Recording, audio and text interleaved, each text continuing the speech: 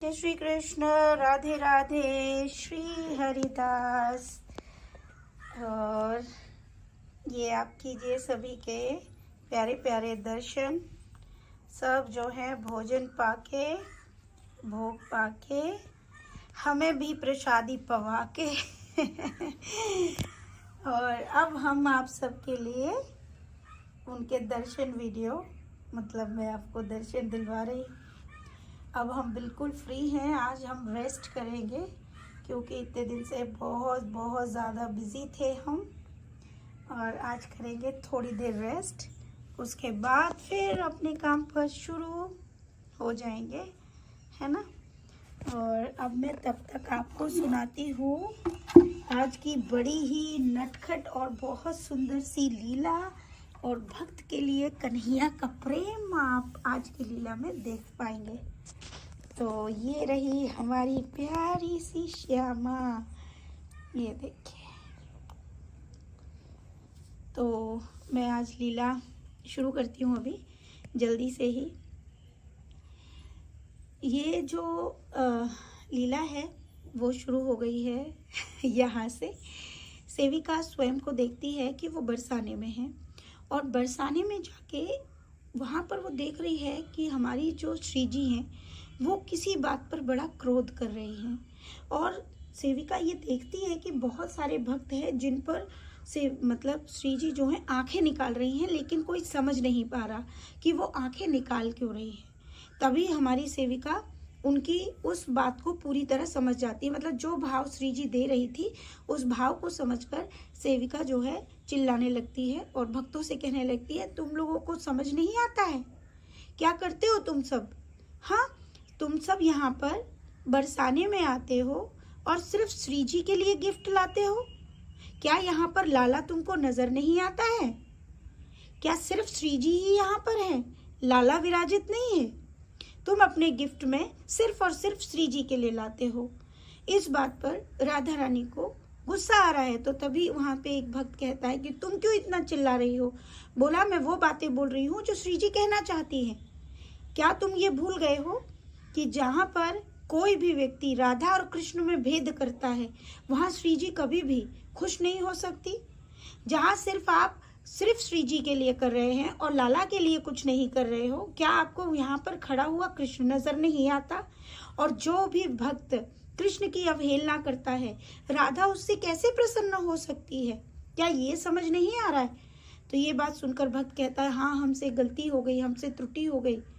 तो वहाँ पर अनंत भक्त हैं जो ये सब आज तक नहीं जान पाए, और इस लीला के द्वारा प्रभु ने पहला संदेश यहीं पे दिया, जो मैं लीला के बीच में ही बोल रही हूँ, कि जितने भी भक्त बरसाने में या श्री जी को जब भी कोई गिफ्ट देते हैं तो श्री जी के साथ हमेशा कृष्ण रहते हैं, और कृष्ण के लिए भी उन्हें उपहार लेकर जाना चाहिए, चाहे कुछ भी लेके जाए। ठीक है, तो ये पहला संदेश था इस लीला का। उसके बाद सेविका देखती है कि उसकी सखियां बहुत सारी चीजें सेविका के बैग में भर रही हैं।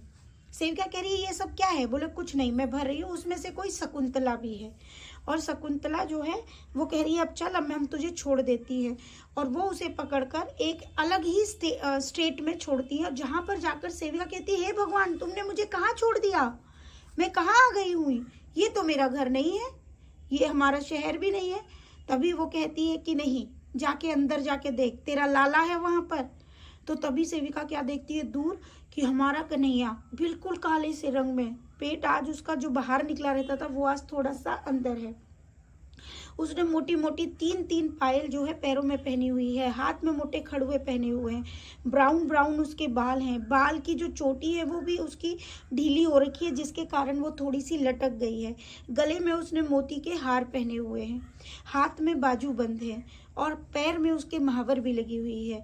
और वो इतना सुंदर लग रहा है कि सेविका उसको देखती रहेगी। और मोटा मोटा काजल उसका बिखरा हुआ है, माथे पे जो टीका लगा है टीका भी बिखरा हुआ है।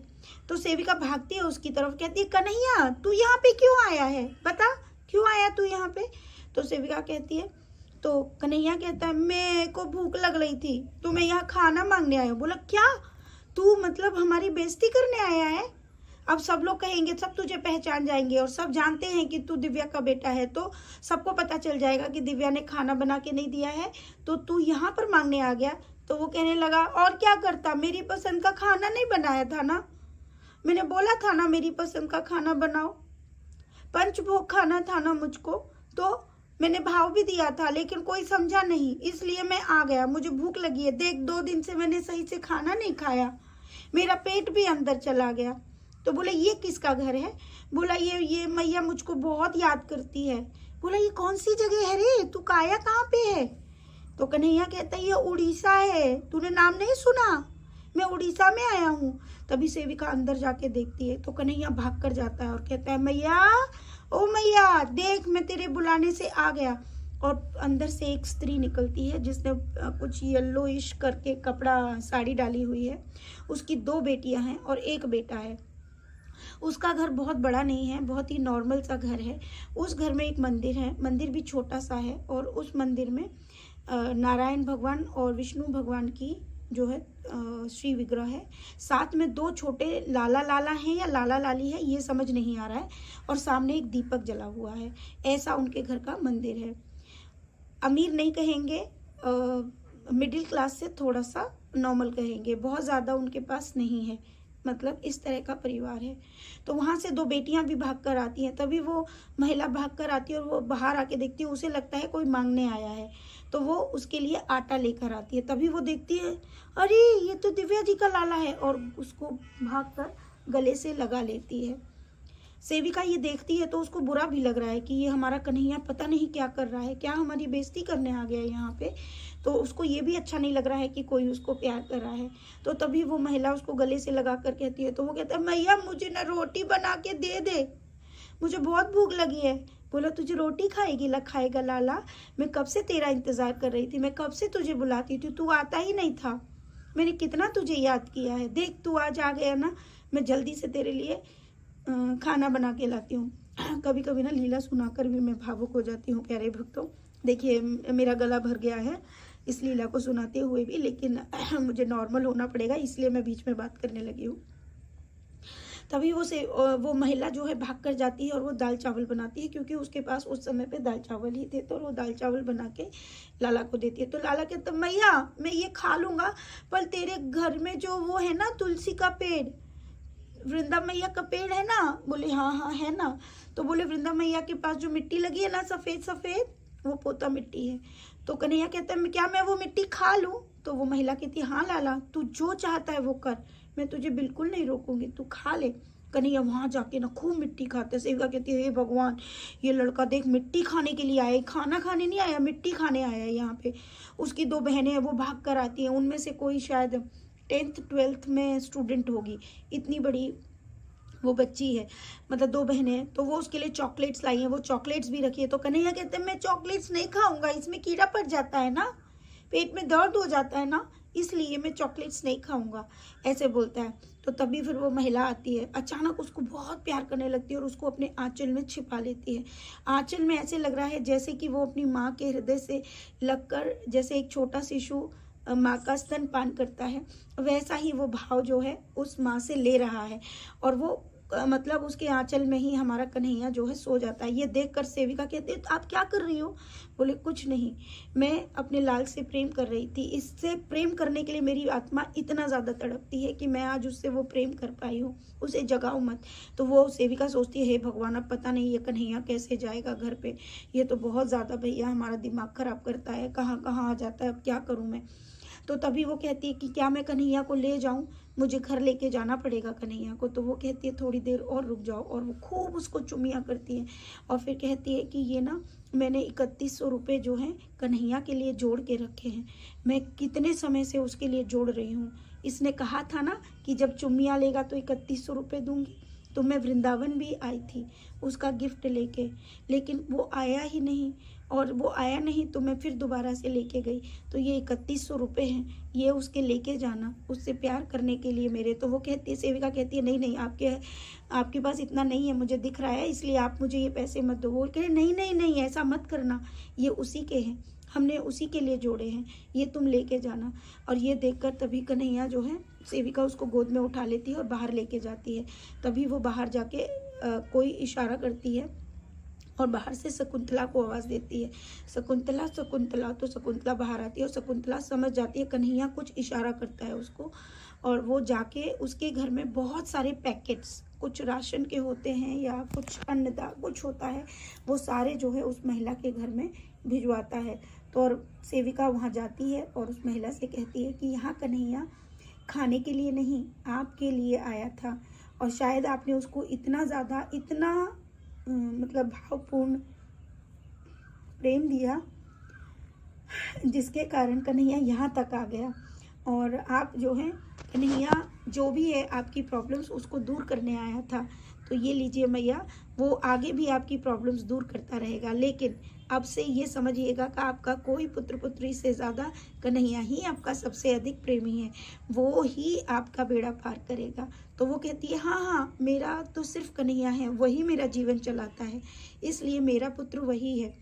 तो ये बोलकर सेविका जो है कन्हैया को गोद में उठाती है और लेके जाने लगती है। रास्ते में शकुंतला जो सखियां हैं वो कहती हैं, हे भगवान, ये कन्हैया पता नहीं क्या करता है, सारे इसके पापा के खेत हैं क्या, सारे खेत में तो जो है इसने बेच डाले हैं, और उसमें से इसके घर बंटवाओ, उसके घर, पता नहीं अब ये उड़ीसा में भी किस किस के घर में हमसे राशन पानी इसने बंटवाया है।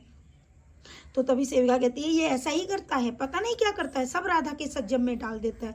तो वो कहने लगा लेकिन ये ऐसा ही है, जो भी इससे प्रेम करता है उसका घर को ये खाली नहीं छोड़ता है, देखो ना सबके घर को भर दिया है ना। तो वो कहने लगी लेकिन इसको गोद में मैं नहीं ले जाऊंगी। तभी कन्हैया को सेविका नीचे उतारती है, तो कन्हैया नीचे पैर ही नहीं रखता और कहता है आह चुप किया, मेरे पैर में गोद में ले लेना। तो सेविका कहती है बताना जी जी, कैसे इसको गोद में लूँ, कितना वजन हो जाता है, कोई 2-3 साल का बच्चा 17 किलो का होता है क्या, कितना वजन है इसमें, और ये हमेशा ऐसे ही गोद में लेता है। लेकिन सेविका को उस पर प्यार भी बहुत आ रहा है कि किस प्रकार हमारा छोटा सा कन्हैया किसी की भी मदद करने के लिए झूठ बोलकर कहाँ से कहाँ आ जाता है। फिर सेविका कहती है कि तू गुस्सा क्यों हुआ था रे, तेरी मैया तो इतना अच्छा खाना बनाती है। तो फिर तो कह रहा मैं मैया को भाव दे रहा था 5 पकवान खाने के लिए, पर मैया ने तो मेरी बात ही नहीं सुनी। बोले झूठ मत बोल तू, ठीक है ना। फिर कह रही थी ना मैं मैया से ऐसे कह रहा था, मैं मैया से वैसे कह रहा था, पता नहीं क्या क्या वो तुतला तुतला के कह रहा। सेविका को उस पर प्रेम ही प्रेम आया जा रहा है कि देखो कितने नखड़े और बहाने मारकर खुद ने मिट्टी खाई और दूसरों के घर भरने के लिए गया, कितना दयालु है मेरा लाला। और उसको गोद में लेते हुए वो घर पर आ जाती है और फिर कहती है कि आज दिन डांट पड़ेगी, ऐसे कहीं मत जाइयो, समझा ना, घर पे ही रहा कर, जो चाहिए होता है बता दिया कर, ऐसे कहीं गुम हो जाएगा तो कोई जादू टोना कर देगा तुझ पे। तो कह रहे कर देगा कौन, तू मेरे को लेके नहीं गई थी ना। बोले कि हाँ, तो हर जगह थोड़ी लेके जाना होता है, जहाँ लगेगा वहीं लेके जाएंगे ना, ऐसे नहीं करना। तो बोले वो सखियों के तो फूल बंगले भी बनते हैं, हमारे बनते हैं क्या। तो बोले कि क्या करेगा लाला, बन नहीं पाएगा ना, अपने पास ढांचा नहीं है ना, ढांचे पे बनता है, इसलिए फूलों से सजा देंगे, ठीक है ना लाला, तू परेशान मत हो। वही तो, चल अब हम घर चलते हैं। और ऐसे बोलकर लाला घर आ जाता है। तो प्यारे भक्तों, लीला तो अनंत बड़ी होती है और बहुत सारी चीज़ें गोपनीय भी होती हैं, लेकिन यहाँ पर जो लाला ने ये लीला दिखाई है, यहाँ पर 3 शिक्षाएं प्रभु ने दी हैं। सबसे पहली बात कि जो मनुष्य सच्चे दिल से प्रभु से प्रेम करता है, प्रभु उसका साथ कभी नहीं छोड़ते। प्रभु सदैव अपने भक्त के पास भागे चले जाते हैं। उन्हें आपका कोई अन्न दान धन कुछ नहीं चाहिए होता, वो तो अपनी मिट्टी की सुगंध में ही खुश है, उसे कुछ नहीं चाहिए होता। वो तो अपने भक्तों के दुखों को दूर करने के बस बहाने ढूंढता है, भले ही उसके लिए वो माध्यम किसी को भी बना सकता है। ये प्रभु की लीला है, तो ये समझने की ज़रूरत भक्तों को है।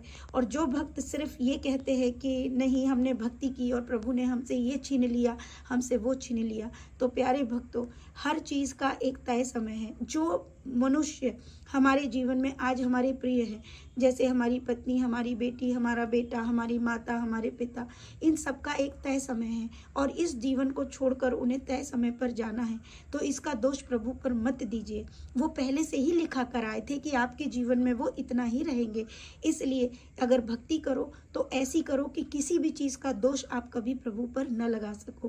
प्रभु तो सदैव तुम्हारे थे। ये मनुष्य जीवन तुमको इसलिए मिला है ताकि इस मनुष्य मनुष्य जीवन में आकर आप प्रभु से इतना प्रेम कर पाओ कि इतना प्रेम कर पाओ कि आप उनके अंश हो और उनको ही प्राप्त हो जाओ। इसलिए इस मनुष्य जन्म को दिया है। यहाँ पर आप आनंद भी लो, आप ऐश्वर्य का भी भोग करो, लेकिन उस ऐश्वर्य में भी प्रभु का हिस्सा होना चाहिए। अगर आप ऐसा नहीं करते हैं तो जो चीज़ प्रभु ने आपसे दी है उसको छीनने में पल भर भी नहीं लगेगी। इसलिए इस तत्व को समझते हुए प्रभु से प्रेम करो। प्रभु से प्रेम करने के लिए किसी वृंदावन में वास करने की ज़रूरत नहीं है। वृंदावन में जाओ तो प्रभु के दर्शनों के लिए जाओ। वृंदावन धाम को वृंदावन धाम ही बने रहने दो। ऊंची ऊंची बिल्डिंग बनाकर पूरे वृंदावन धाम का मतलब नक्शा ही बदल दिया है। उन लोगों को रोकने की कोशिश करो। अगर आप सब वहां जाकर नहीं बसेंगे तो कौन वहां बिल्डिंग्स बनाएगा। प्रभु का जो धाम था, जो वृंदा का शहर था, जो वृंदा से भरपूर था, आज वहां पर कुछ भी नहीं है। ऊंची ऊंची बिल्डिंग्स बनती जा रही हैं। सोचो हम सब क्या कर रहे हैं। भक्ति तो कहीं बैठकर भी ली जा सकती है। क्या मीरा जी ने वृंदावन में जन्म लिया था? वो मेवाड़ में जन्म ली, उसके बाद भी उनकी भक्ति करने के लिए वो कुछ समय के लिए वहां गई, लेकिन उनकी मुक्ति उनको द्वारिका में ही प्राप्त हुई।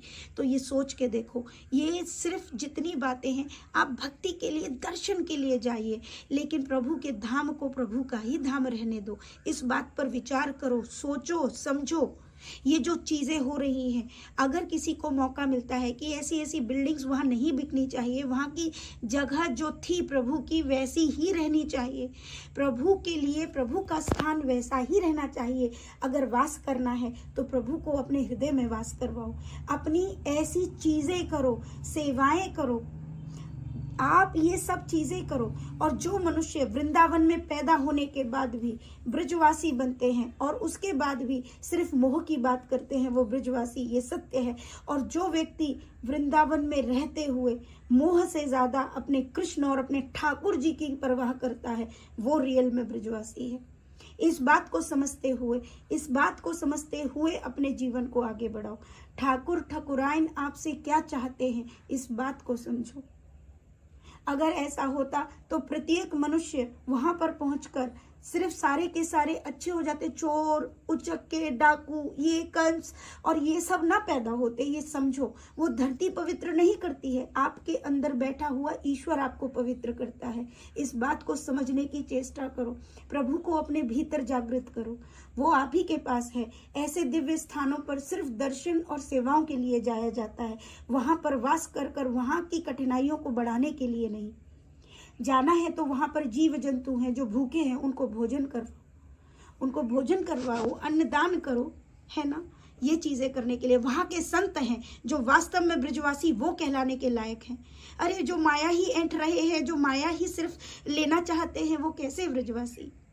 सोच के देखो, वहां की संत जननी है जिन्होंने उन संतों को, जिन संतों की वजह से उस ऊर्जा को आज आप प्राप्त कर रहे हो। इस बात को समझिए। ब्रजवासी का मतलब समझने की कोशिश कीजिए, क्या होता है ब्रजवासी, है ना। ब्रजवासी तो वो हैं जिन्होंने अपना जीवन त्याग दिया वृंदावन के लिए, उसको सुंदर बनाने के लिए, वहां पर प्रकृति को बनाए रखने के लिए। आज क्या जो सब तोड़ा जा रहा है, सिर्फ बनाया जा रहा है तो सिर्फ कमाने के लिए। ये बातें समझने की ज़रूरत है, और जो समझ जाए, प्रभु करे कि आप सबको ये बातें समझ में आए और इसको गलत ना लेते हुए प्रभु की इस पहल में सब हम भक्तों का ही सबसे बड़ा योगदान होना चाहिए। हम भक्तों को ये चीज़ सोचनी चाहिए, है ना। तो अगर मेरी बात सही लगे तो ज़रूर कमेंट करके बताइए। राधे राधे, श्री हरिदास।